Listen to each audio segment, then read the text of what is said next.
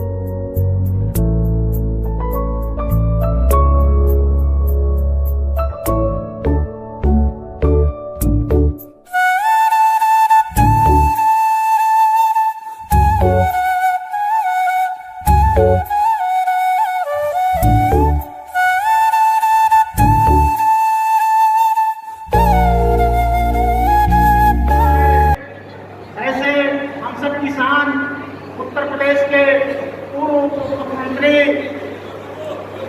Bharatiya Janata party के नेता आदरणीय डॉक्टर दिनेश शर्मा जी का उन्नाव की पावन धरा पर आज अभिनंदन है। आज उन्नाव में भारतीय जनता पार्टी परिवार की ओर से उनका हृदय से अभिनंदन और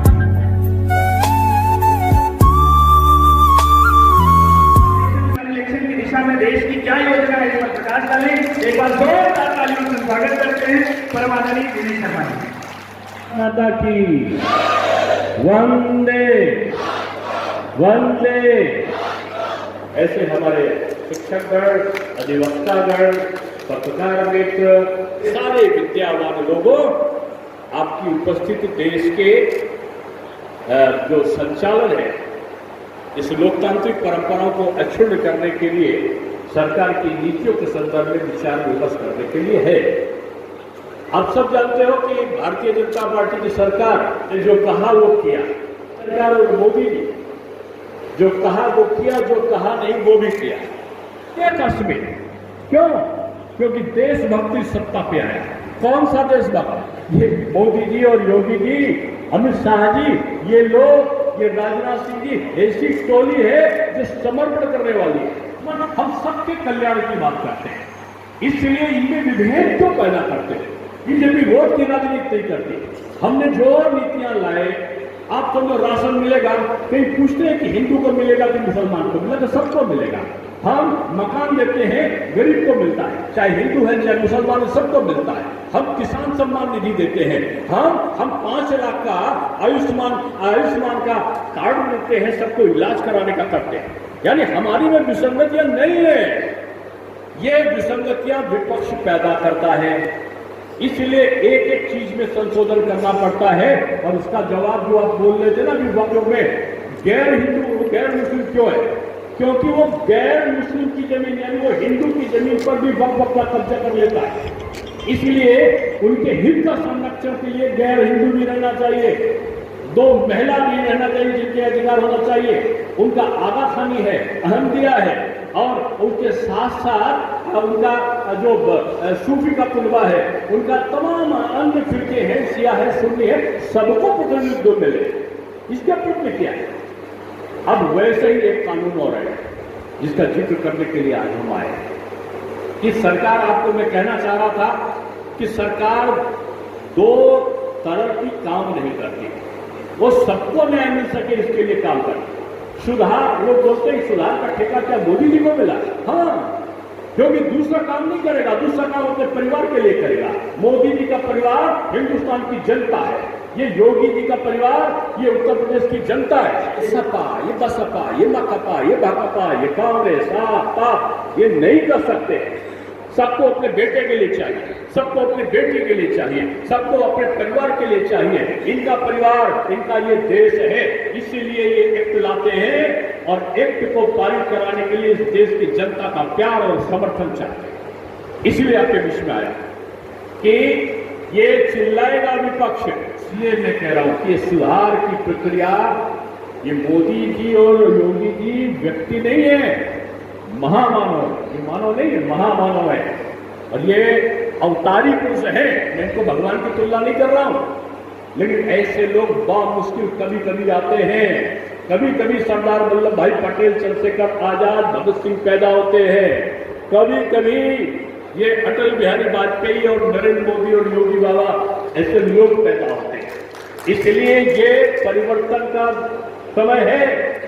इस परिवर्तन के समय में ये जो आया है वन नेशन वन इलेक्शन, मैं आपको बताना चाहता हूं कि ये एक नई प्रक्रिया नहीं है। पहले भारतवर्ष में होता था, भारतवर्ष में जो चुनाव हुए थे, पहला चुनाव हुआ 51-52 में, उसके बाद वो 51-52 में जो चुनाव हुआ वो पूरी तरीके से विधानसभा और लोकसभा पूरे देश में एक साथ हुआ। उसके बाद पता चला 51-52 के बाद 57 में हुआ, 62 में हुआ, 67 में हुआ, सब एक साथ हुआ। लेकिन अचानक कांग्रेस ने कई सरकारों को, पहली तो केरल की सरकार थी जिसको बर्खास्त कर दिया, और बर्खास्त करने के बाद पता चला कि अब वहां पर चुनाव कैसे हो, तो फिर विधानसभा का अलग हुआ, लोकसभा का अलग हुआ। तो 5वीं लोकसभा का कार्यकाल जो धारा 352 का प्रयोग किया, यानी जब इमरजेंसी लगाई थी इसको बढ़ाने के लिए, 1977 तक उन्होंने 2 साल बढ़ा दिया। कैसा देश था ये? हाथ में लाल रंग की संविधान की किताब लेते हैं कांग्रेस के लोग, फिर जेल में रख लेते हैं संविधान को और संविधान का उल्लंघन करते हैं। ये 1975 में आपातकाल लगाते हैं, 1950 में आपातकाल लगाते हैं। ये शिक्षा, ये वकील, ये अध्यापक, ये डॉक्टर, इंजीनियर, पत्रकार बंद हो जाते हैं जेल में। 19 माह तक जमानत नहीं हो सकती। संविधान का उल्लंघन किया ना आपने, और आप कहते हो संविधान खतरे में। बीजेपी जब तक है तब तक संविधान सुरक्षित है, बीजेपी जब तक है तब तक आरक्षण सुरक्षित है, बीजेपी जब तक है सभी जाति और धर्मों का सम्मान सुरक्षित है। आखिर में मेरे साथ एक संकल्पना लीजिए और बताइए, अगर है सही तो हाथ उठाकर अपना समर्थन दीजिएगा। क्या देश में वन नेशन वन इलेक्शन अधिनियम लागू होना चाहिए? क्या लागू होना चाहिए? राष्ट्रपति जी को हम भेजें? अच्छा, दूसरा प्रस्ताव मैं पूछना चाहता हूं कि अधिनियम जो हमारी गरीब मुस्लिम बहनों के लिए, ये पिछड़े मुस्लिम के लिए, पिछड़े वंचित मुस्लिम के लिए ये जो बनाया गया है सबके उद्धार के लिए, क्या ये अधिनियम अगर सही है तो हाथ उठाकर बताओ, आप इसके समर्थन में हैं? तो जाकर सबको बताओ, ये देश के लिए आज मोदी जी काम कर रहे हैं। और ये याद रखना कि मोदी है तो मुमकिन है, दूसरा आएगा तो ये मुमकिन नहीं होगा। वंदे वंदे वंदे।